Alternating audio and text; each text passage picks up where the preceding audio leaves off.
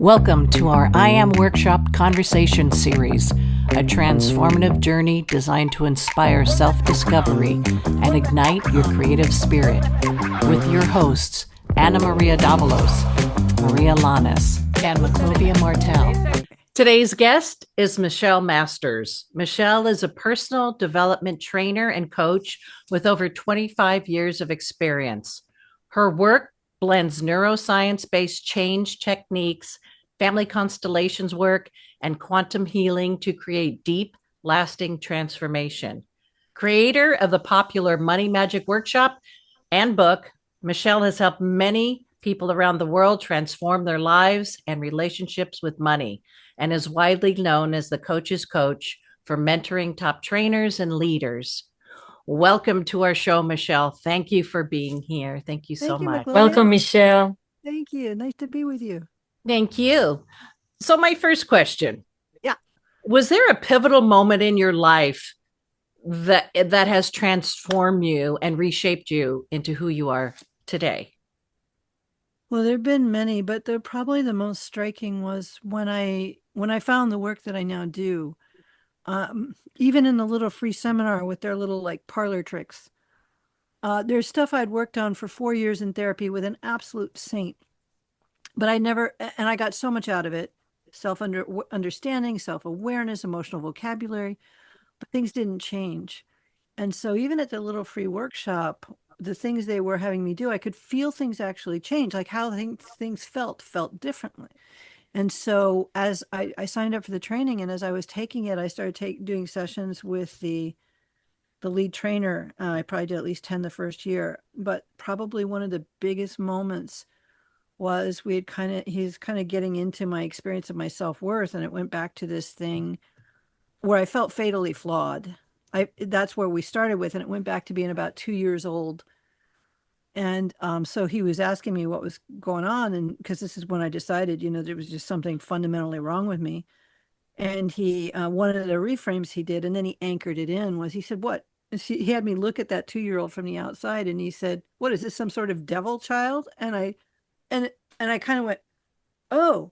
Like for the first time, I had an adult kind of perspective, which he like grabbed my arm, had me step back into that 2-year-old version and breathe that through. And that started to rewire a really core part of my identity that was causing so much distress and pain. Mm-hmm. So it was a childhood. Definitely a before and after. Mm-hmm. So it's like a trauma, right? Yeah. Mm-hmm. Yeah. Mm-hmm. So that's the moment that you started your work. You started with the healing. What was At the the first workshop. part? Yeah, I was still learning how to do it. But I Uh-huh. was so in the workshop, we were practicing on each other, but I also started having one-on-one sessions with him. And I think I had at least 10 the first year. I had a lot of issues. Everyone does. I was at the workshop I was at this past weekend. Somebody paid me this really nice compliment. And he said, "You have a real intellectual range and emotional range, an impressive one." And he said, "You don't usually find those two together." I said, "Well, the intellectual one I was born with, but the emotional one has been hard won." It's been a lot of years in the making. And so much of that was from the work that I had with Carl, who was my trainer. Amazing. Yeah. I have one question, so we can start with, I think, linguistic programming, because I had just one course in that, and this is what amazes me, is the power of the word. Yeah. Like when I work with executives, with leaders, they tend to talk about problems. So I change the wording for challenge and make them feel the difference in the word. Do you use that also in the mindset? How do you work with this NLP? NPL? Right. I'm saying in Spanish, NLP, yeah. Yeah. If you think about like software programming, right? Programming software. Mm-hmm. To change the code, you have to know what language it's written in, right? Mm-hmm. This is about the extent of my knowledge of computer software, but Mm-hmm. you do need to know the code it's written in. And the code that human experience is written in is pictures, sounds, feelings, smells, and tastes. Mm-hmm. And so what you did when you changed the language is when you changed the word, It changes the pictures somebody makes in their mind. It changes the feelings, etc. Quite often, though, I'm working directly with revising the subconscious picture, sounds, feelings, smells, and tastes that are stabilizing beliefs and trauma. Mm-hmm. So, which is what he did with me. He was asking me about, this, what lets you know you're fatally flawed. And he could see from my physiology where the patterning was stored and how it was stored. It was an old memory, pictures, and a lot, this scene with my dad, and a whole lot of feeling and a whole bunch of meaning that got made. Mm-hmm. And so then he had access, and he started working to revise the meaning. And when Mm-hmm. the meaning is what gets so many human beings in trouble, Mm-hmm. because Mm-hmm. we make meaning out of everything, and then the meaning gets stabilized, and that becomes a belief, and it becomes part of our worldview. Mm. You So have a you good can do it question for the way you that. did it. Yeah. Yeah. Go ahead. You have Well, a good question for the that, limiting Magnolia, about beliefs belief. Mm-hmm. about limiting. Yeah.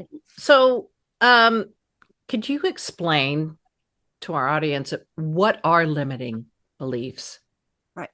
Okay. What is a So, limiting belief system? yeah. So as soon as even in the womb, kids start having associations. So they've got no conscious thought yet, but they're having experience, visceral experience, even in Mhm. the womb, right? Mm-hmm. And so the experiences we have, the neurology starts making associations. So let's say the parents are stressed, one or both parents are stressed, right? My Even in the womb. parents. Yeah, even in the womb, that is an environmental experience for the kid. Like it's a Mhm. chemical, sound, feeling thing. And so they associate that experience, and the only thing they're really doing is existing. So it starts to get associated with their existence, not on a conscious level, but it's like, I'm here, it's like this, these must be related, Mhm. right?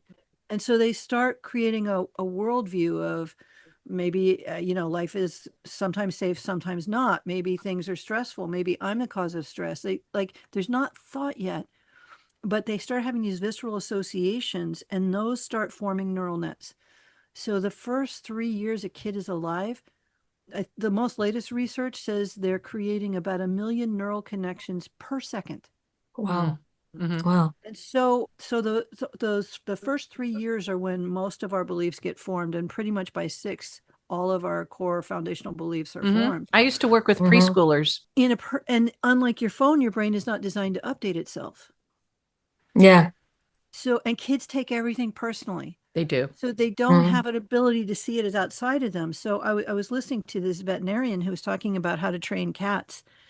And she made this point. She said, if you yell at a kitten, the kitten doesn't think there's something wrong with it. It thinks there's something wrong with the person who's yelling. And fair point, right? That makes If you sense. yell at a baby, the baby thinks there's something wrong with it. Yeah. Now, Hmm. if there's 2 adults in the room and a kitten and a baby, and one adult is yelling at the other adult, the kitten still thinks, yeah, there's something wrong with the yeller there. The baby still thinks there's something wrong with me. Mhm. Hmm. And What, what, so what, what would be the most dangerous belief like a human can hold about themselves since kids that you have seen in your practice? there's a bunch of them. One is, the most dangerous thing I can do is assume I'm safe. Because then Mm-hmm. that's hard to ever get out of that one. There's, Mm-hmm. you know, I'm worthless, or worse than that, I am, I am the cause of everyone else's suffering. That one is Mm-hmm. just lethal. Mm. Mm-hmm. Um, some common beliefs are that it's not loving for me to want anything for me. If I'm loving, I just have to do for other people. I just have to want things for other people. Like, not okay to, if you want Mm-hmm. anything for yourself, you're selfish. Um, but the most damaging tend to be around either nothing is ever safe, The or safety. safety and self-worth. Okay. Mm-hmm. Mm-hmm. Those You are the would put two. safety first. Yeah. The thing about safety is because this part of the brain, its job is to keep you safe. If it thinks it's not safe, it's always on high alert, and it's almost impossible to do any other change work while it's on high alert. So the first thing I have to do, even when somebody's been horribly shamed and treated, the first thing I have to do, and shame, by the way, registers in the brain like an actual death threat. Yeah. So the first thing I have to do is take the threat level down on the It's that memory. hyperactive amygdala, right? It's like a flight and fight, like Yeah, fight, going to flight. the maximum. Yeah. And the thing is, with if you're an antelope out in the, Serengeti and a lion chases you, like it's a short interaction. Either it's 30 seconds you get away and Hmm. you shake it off and go on your day, or you don't get away and you reset as lion. But either way, it's a short interaction. Hmm. But for kids, when they get threatened, or they perceive they're threatened, it doesn't even have to be an actual threat. Human beings have this neurology that then keeps replaying it. So Mm-hmm. it's never done. Or that could come from the womb, what they heard their parents talk what they were in the womb. Or you could say also that it could come like as an ancestral thing, like from Yes, family constellations that it. yes, both. Yes to both. Yeah, I just did a constellation before this. That was I mean it was a thing around money, but it went back to World War II in Germany, and it was an intense one They where they were were in World War II, or no, no, no, their they're grandfather. second generation. Hmm. Yeah. Yeah, all grandparents were part of it. Hmm. All four. Mm-hmm. How do you deconstruct this and the belief system? Well, the belief systems are usually stabilized in the neurology. So that's where the NLP stuff comes in, is really handy in, accessing where the stuff is stored in the brain and then finding out what the meaning was that got made and then literally rewiring it, literally getting access to that part of the brain, using it, connecting the adult mind and resources with the 2-year-old parts of us, so that then the brain can update Hmm. finally. Hmm. It breaks through what's called encapsulation, what other some people call quarantine. The really intense stuff gets like put in lockdown so that it can't be updated. So there is a way to get in there, but you have to know how to do it, because the Hmm. brain because when it felt like it was life and death, that early part of the brain is like, okay, this was too important. We can't let this ever change. So that's why change is so hard, especially the intense stuff. But if you know how to do it, you can do it. So that's on the neurological level. When it comes to the family, the ancestral piece, that's actually harder to change because it's not necessarily stabilized in the neurology. It's almost like in this field of consciousness, and Hmm. it's sourced not from fear, but from love. And it is Mm. so much harder to get people to stop doing things they're doing out of love than it is that things they're doing out of fear. And that's the family constellation. That's the family constellation Mm-hmm. Hmm. piece. Yeah. Yeah. Mm-hmm. Or there's a confusion of what love is, because sometimes they do it out of fear, not necessarily out of love. So it's like getting to know where is it coming from, right? Yeah. Yeah. Because I can say, I Sometimes it's know a lot both. of people that they say, well, I'm doing out of love, when I know that it's not coming from love. It's from fear, because Mhm. they need to be accepted. And they use the word love, but not necessarily. Right. Well, it's a drive to belong. Hmm. It's a drive to belong. And for some reason, human beings equate their belonging in the crudest form. We equate it in terms of conformity. Like when we're like the people we're with, we feel like we belong. When we're different, we feel like we don't belong. And so that's not just about, hair color and eye color. It's about, if you struggled, I should probably struggle. Hmm. Amazing. Amazing. And yeah, yeah. And so do people do work when you you have these workshops, Uh-huh. correct? Uh-huh. Now, do you have one-on-one with people, or you do? Yeah. And you Yeah, give them, I do both. and I you do do, both. do you give them work? Like they have to do work outside of being with you? Well, in the workshops, we get a lot of stuff done. And so people are often surprised, it'd Mm. be like 2 days in my money workshop or, one of the health, well-being, love, whatever it is. We do a lot of the change right there. And then at the end, they expect me to give them an action list. And I'm like, no, go home. We did 2 days worth of change. Go integrate and see what happens. Because if And you the go, money work you do with family constellations, like somebody that needs the money, it's doing the work for the money, and it's not getting there. Mhm. You can work that in family constellations. Can you explain a little bit to our audience how would that process be? Mhm. So I was recently doing a constellation in Europe as part of a money magic. And I set up a constellation. We picked somebody's name out of the hat, and I set up a constellation for her. And nobody knew whose constellation it was at first or what it was about. But I had a representative for her and a representative for money. And the roles came on right away, even though they didn't know who or what they were representing. And the representative for money was just in extremis. They were in some kind of horror, staring at the ground, just horror struck. And I thought, okay, well, this is going to be interesting. So then I had to ask the person about her history. And I said, where are you from? Because she had a trace of a accent, sounded vaguely Eastern European. She said Lithuania. I'm like, oh, okay, well, here we go. Because in addition to the wars, there were a couple of induced famines. Stalin created famines in a couple of different countries in Eastern Europe to try and control them. And millions died and starved to death. And what people don't understand is how bad it gets when there's that level of famine. Mm-hmm. If Mm-hmm. you if you have 5 kids who are starving Mm-hmm. and a family member dies, that's food. Mm-hmm. That's crazy making. Like, how do you even wrap your head around that? Mm-hmm. Right? Do you let your children starve? Like, there's the kind of choices that people have to make, and they're like Sophie's Choice, the movie. There Mm-hmm. are these kind of choices that are just irreconcilable. And those famines were mostly induced out of, for monetary gain and for gain of control. And so all of that had gotten associated with money. That's going to make it hard for anybody to feel good about making money. Now, she didn't consciously have that experience, but it was intense. And you should have seen her after the constellation. She looked like a different person. That How do you work with her? They have to unlearn a lot of things. How do you do that? in a family constellation, it's a different way of working. And so it's a lot about acknowledging, like saying statements to acknowledge how bad it was. Mm. And that often just the acknowledgement starts to shift things. This is constellation work. It's a kind of an art form.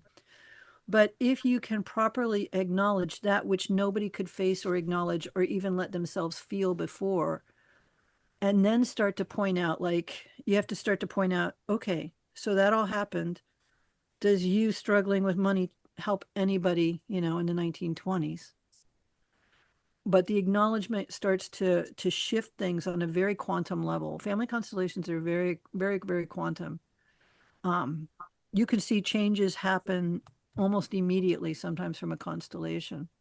Mm-hmm. Um, Even like diagnoses being reversed, like almost immediately. Hmm. That's happened. We never promised that, but it's happened. So Mm-hmm.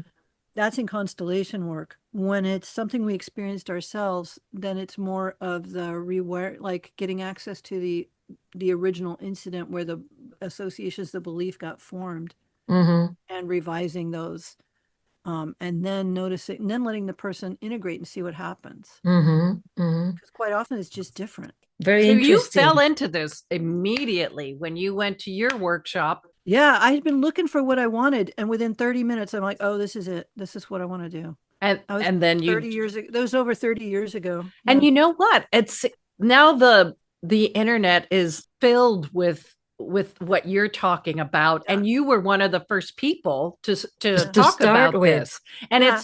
it's similar to manifestation. Is this Oh, correct? yeah. Yeah. Because everyone's talking about manifestation ever Right. since, The Secret came out. But I know Mhm. people that didn't quite do it properly and they lost a lot. Yeah.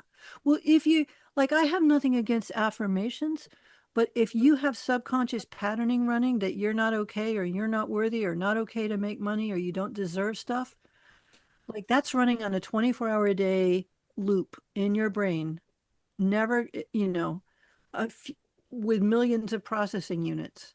Like your Yeah. subconscious can process 2 million things per second. Consciously, you can pay attention to 5 to 9 things at a time. An affirmation is like a drop in the ocean if you've got a ton of that stuff running.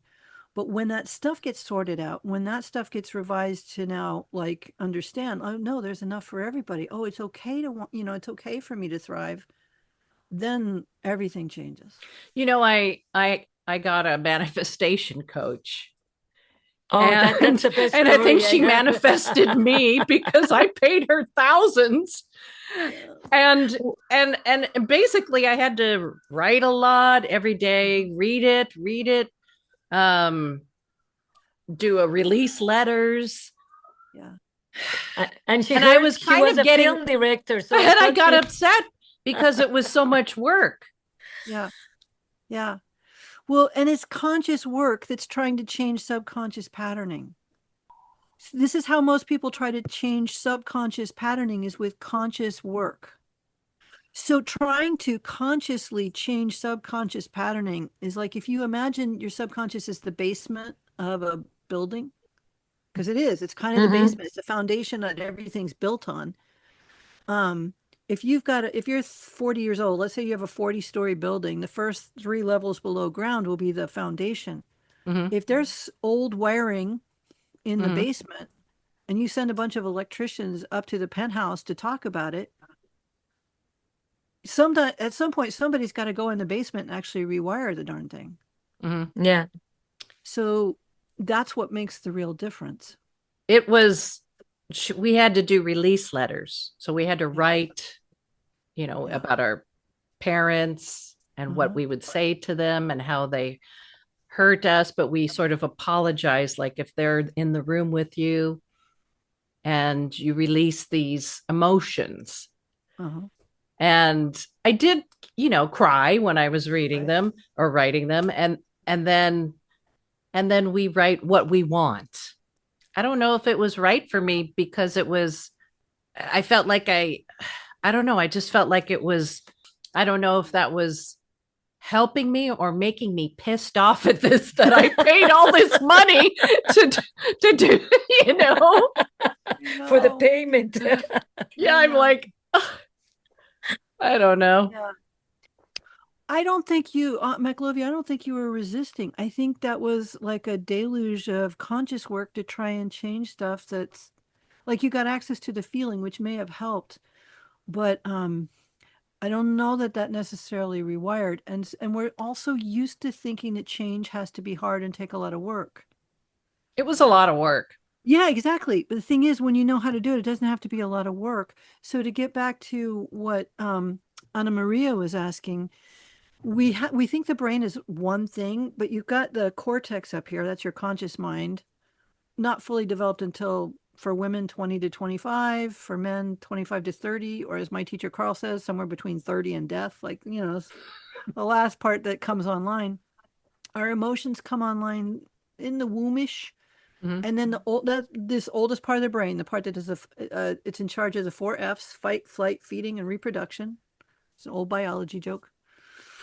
It's the oldest part of the brain, and that's what's in charge of keeping you alive. And it's a separate operating system.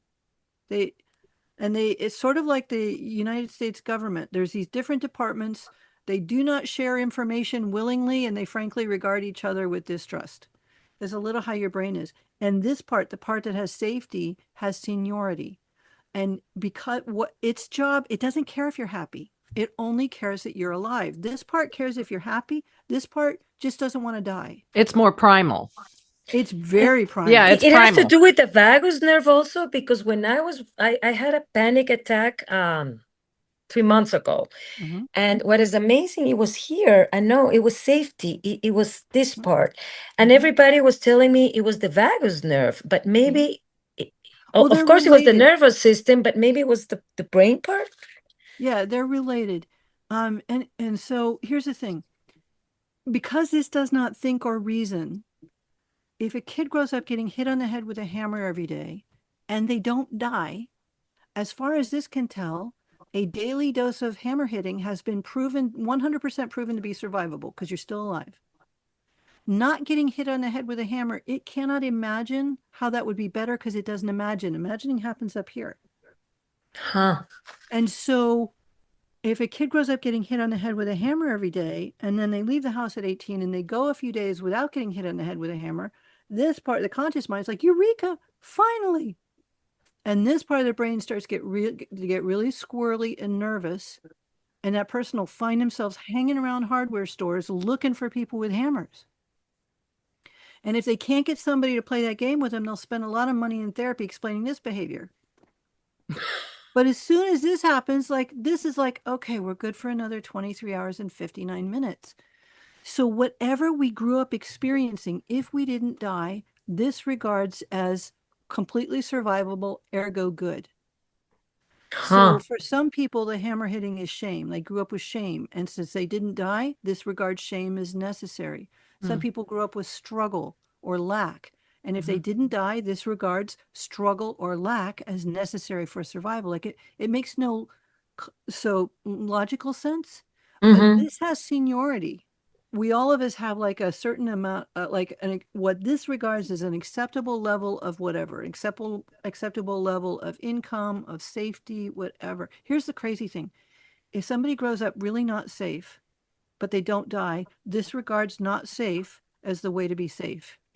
No logical sense, Mm-hmm. Mm-hmm. but it will keep a certain amount of threat so that it doesn't die again over and over and over again. The manifestation, I listened to a few different people, and they say the brain doesn't know the difference, the mind doesn't know the difference between reality and imagination. Or memory. Oh, okay. Yeah, this part of the brain. So this part knows the difference, but the part that's in charge of your safe can't tell the difference between something that you're remembering, something you're actually seeing with your eyes, and something you're imagining. For it, everything is true and real and right now. So this is what happens when there's a traumatic memory. This part wants to make sure that never happens again, so it keeps running it on a loop. Mm-hmm. And then it's also seeing it simultaneously, and so it's like it's continually happening. If you want to manifest something, do you imagine that it's there already? You can, but you know what? The thing is, when there's not the old stuff in the way, when there's not the thing that it's not okay to have that, we don't deserve that, when that stuff's not Okay. there, usually all it takes for stuff to show up is two things: clarity, like being clear on what you want, and desire. When those two things are there, it's like being in zero gravity. If you're up in the space station and you're on one side and you want to go to the other side, you don't have to work very hard, right? But some people say desire can come from lack.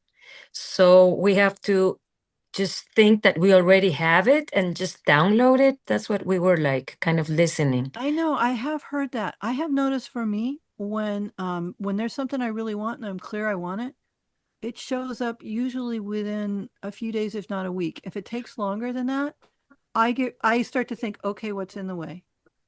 I And I heard you. mean, shows up without me doing anything. I mean, somebody calls me, somebody texts me, somebody sends me a message. Would you like to do this thing that I want to do?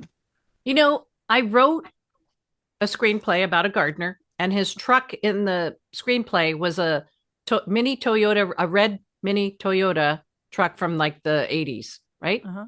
And it's filled with all the gardening equipment. It looks like a thing sticking out. All of a sudden, I start seeing this everywhere, parked in front of my apartment. You know, I see it. I see them drive, and I started taking pictures. Yeah. And I was like, I never Yeah. thought Yeah. about that. Yeah. So is that what you're talking? Like you're What you're describing is a reticular activating system. It's your brain noticing what you're noticing what you're already looking for. And so, like if somebody's thinking about getting a new car, quite often that car suddenly seems to be everywhere, right? yes. Or pregnant women or women who want to be pregnant. Tell me the world is filled with pregnant women. I never see them. But yes, that's a part of your brain that filters literally what we see. And what it mostly uses is our beliefs to filter. So that's why we never have the same experience as somebody else because we're all running different filters. So we literally see things differently as well as experience things differently. I have a question that I always ask the same, and everybody answers me different. What comes first? Because I know every person is different, Uh-huh. but does the thought come first or the feeling? Because some people, in my case, I feel first and then the thought comes. Like with fear, I feel it here, and then the thought that I'm not safe. But some other people that maybe they're not as sensitive, they first have the thought and then the feeling, or the process is different from everyone. Well, generally feelings come in response to a stimulus, either a picture, a sound, a smell, or a taste. Feelings are usually, but Mm. so when somebody notices the feeling first, it's usually because whatever the stimulus was, the picture, the sound, the smell, or taste, were kind of outside of their conscious awareness. So it may be that there was a subconscious thing that went by at light speed that their conscious mind didn't track, but they start to have the body response to it. Mm-hmm. Also Mm-hmm. smells as well. Smells. Oh, smells are Mm-hmm. huge. Yeah, smells go, Mm-hmm. smells Mm-hmm. bypass the cortex. They are the fastest trigger for memory because they don't have to go through the cortex.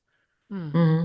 Yeah. And in quantum, because somebody was asking me about the frequency and the vibration. So we Yes. talk about that somebody that is in a low vibration is somebody that's very pessimistic, negative, etc.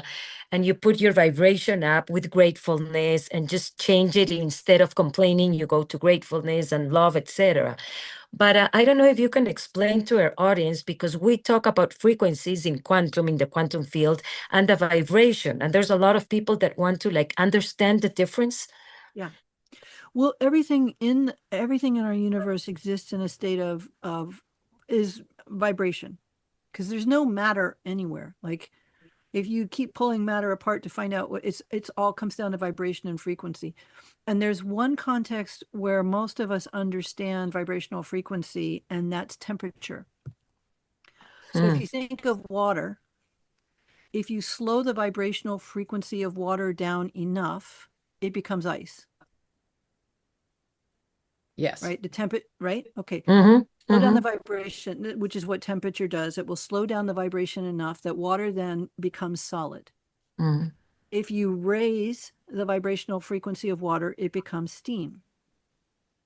Right? Yes. So they're all water, but they're water manifesting in different forms based on the vibrational frequency they're at. And so ice is not unevolved steam, right? So it's not that higher vibrations are always better, but they're different. The lower the vibration, the more solid something is, the more we experience it as solid. The higher the vibration, the more fluid we experience it as being. Mm-hmm. And so things that are in a lower vibration are harder to shift. Mm-hmm. To change, and that has to do with the mindset also. Well, yeah, yes, yeah. Mm-hmm.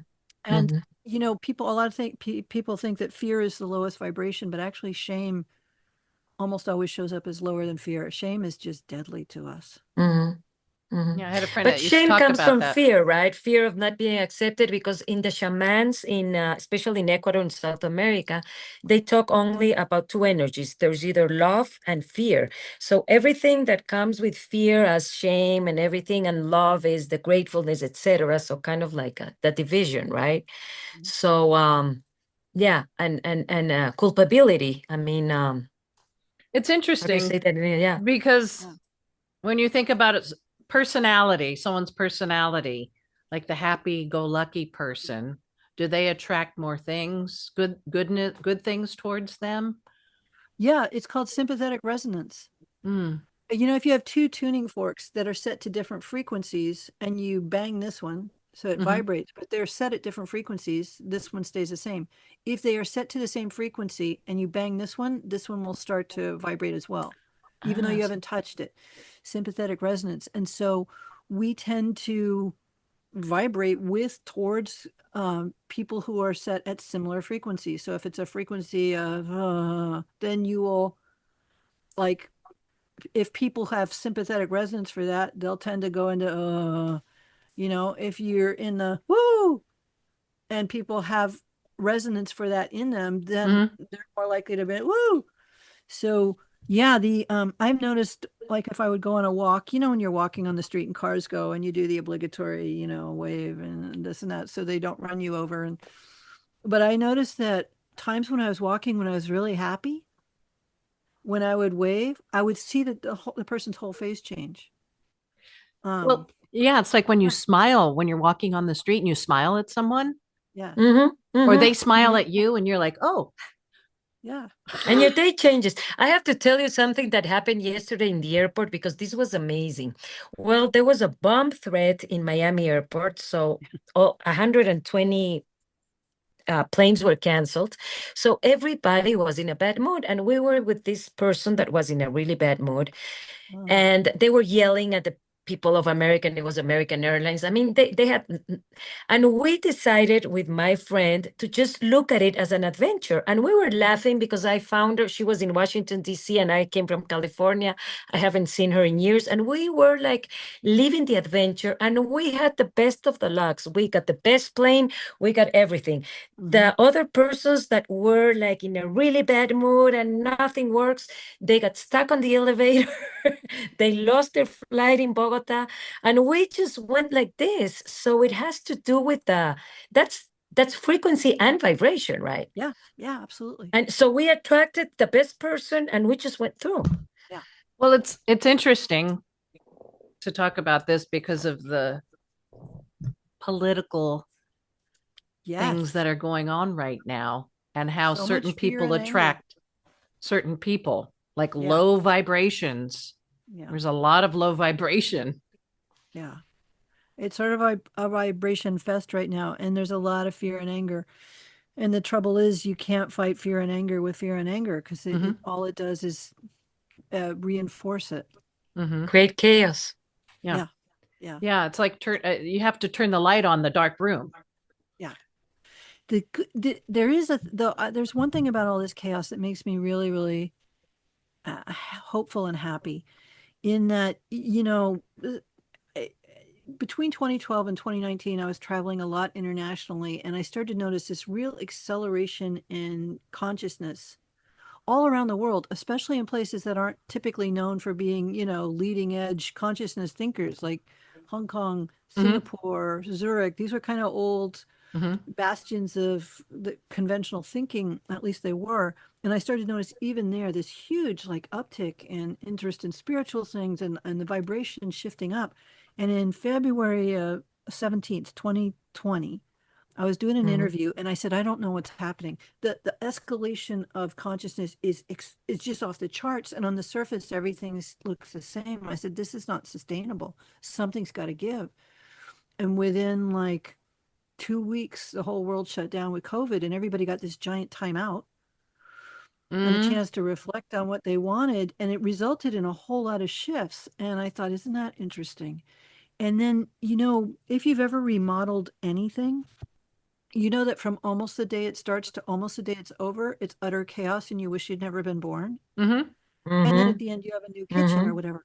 Mm-hmm. So, what I see is actually this huge remodeling of human consciousness, and we're in the chaos part yet, still. It's the Without chaos, contrast. no, It's yeah. the contrast. And it's Yeah. almost like a rubber band is stretching and it's Yeah. almost about to, slap back, I right? know. Yeah, I'm waiting. I'm waiting. Like, yes, come on, We're come on. waiting, but it's like the Big Bang Theory, right? I mean, without chaos, there's no transformation Yeah. because everything it has to start all over. So that's what we were talking with Maclovia the other day. What's happening in politics? We can't talk about politics that much here, but uh, it's part of it. I mean, Yeah. there's no change. It was like in Second World War. If there was not a Hitler, there would have never been the transformation in Germany and change the mindset. So Yeah. The I always European say, Union. because we're from South America, we're used to chaos here. I mean, we have overthrown already like 5 presidents. Mhm. And I go to United States and everybody's so scared. It's like that was like one more day for us. So sometimes we need that chaos and we need because there how could they be transformation if we don't hit rock bottom? Yeah. America's not really used to real Yeah, chaos. we're new. We're new at it. We're new. Yeah. Oh It's my like God. Mark Marin. Mark Marin, you sent me that he was like, oh, is he still there? He's still in? Oh, should we still go to a yoga class? It's like, I think United States is a safe place, but I think it's part of what it needs for the transformation, and it's the yin and the yang, and just it's self-awareness for a lot of things. I don't know. How do you think about that? What do you think about that, Michelle? No, I agree that change does kick up a whole lot of dust. And it's one of the things we used to try and tell our students when we were teaching them identity level change. We'd say, look, when somebody's identity when it changes, they feel like they're dying. And they go, yeah, yeah. And we go, no, no, no, no. They really think they're dying. And they'd be like, yeah, yeah, yeah. And then it would happen to them. And they'd come in and say, I think I'm dying. And we'd say, remember what we said? No, no, no, no, really. I think I'm actually dying. Because it does. We don't, when an identity shifts, we don't have a way to recognize ourselves anymore. And so Mhm, the planet is actually undergoing an identity shift. mhm. And it started with COVID, no? Because in COVID, I mean, we thought it was the end of the world. I mean, Well, I think it may have started we 2016. started drinking. We never drank so much in Yeah. COVID. A It's lot like, of who people quit cares? drinking during We COVID. started. Yeah, Yeah, it's hard to say when it started, but I really do think it started I to agree. seriously escalate. And at the point when we hit COVID, it was like it was unsustainable at the status quo. Yeah.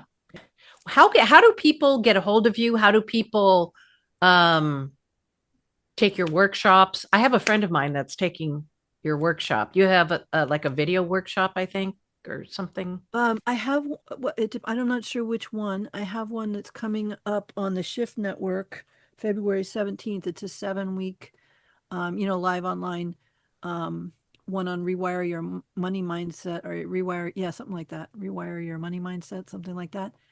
I have sometimes an online version of my money magic where I teach online. I don't have any evergreen, just recorded stuff. And then I have an in person, I sometimes do them in person, like a 2 day in person, change a lot of beliefs. So probably the best way to find out is from my website, which is wiredformagic.com. And one of the questions we always ask, it's a message. What message would you give to humanity and to our audience? It would be kind of twofold. The first is if you don't yet have what you want, it's not because you're broken, it's not because you're lazy, it's not because you're stupid. There's just old patterning in the way. That's the worst we can say about anybody. The other thing is I had this guy once, he said, I just want to be the best version of me. And in that instant, I saw him as the universe sees him, and just this beautiful man. Oh, And I got all choked up, and I said to him, buddy, box ticked, you know, box ticked, you're there. Now what would you like? Because I think we think there's some there we have to get to when we're all just whole and complete right now. Will we keep expanding? Yeah. Will we keep growing? Yeah. But there's no place you have to get to be enough. Like a 2-year-old isn't a flawed, inadequate version of a college student. They're a 2-year-old. Like they're fine. They're a complete 2-year-old, right? And then in college they'll be a complete college person. And in their 30s, like we just keep evolving who we are, but there's no version of us we have to get to. We just need to let go of some old patterning so life's a little easier. Just evolving and Yeah. just learning from the experience. There's a lot of struggle from, a lot of people are struggling. We interviewed a woman, she got a divorce, a lot of divorced couples, and then she had to find a new way of making money, and it can be very tough, but you can, like you said, when you change you feel horrible. It just feels terrible, but when you finally get there, as this woman we interviewed, it's beautiful, and you're doing And so learning much to for be these people. comfortable. Yeah. Yeah. Learning to be comfortable with the uncomfortable. I think that's the hardest part. Yeah, as long as we don't get used to the uncomfortable. If the Yeah. uncomfortable is running, I love that answer. yeah. If the uncomfortable is always running, then probably some revisions in order. And Boy, we can't have a remember that present mistake, for yeah. you, Michelle, that's something that always Maglovia does. A present for What? Well, I each don't know guest. if you'd like it, because we do an angel card at the end. Oh, Would you like? all about the angels, yeah. Okay. Light me up. Which Oh, do I you pick choose deck? you can choose a deck. I'll choose a daily guidance from your Okay. angel. So this one. Yeah. Okay. Okay. Let me see. There's Oh, okay. this one, Oh, it's so hard. this Uh-huh. one, or that one. I'll take the outlier. This The this one? first one. No, the first one. Yeah. It's This- at a wonky angle. No, the Okay, this one? You're right. No, Okay. that one. Energy work. Energy work. Life can be electrifying because its very essence is energy. Your body is a remarkable energy field, which we were talking about, Mhm. that will positively respond to loving treatments. Your hands and heart are activated to give healing energy to your loved ones and clients. Cool. Hey, Yeah. I never say no to a tool or a gift. Yeah. Go to I Am Conversations, Spotify, Apple Podcasts. We're in all over And the please Audibles, like, comment, and subscribe in so we YouTube can get also. amazing guests like Michelle Masters.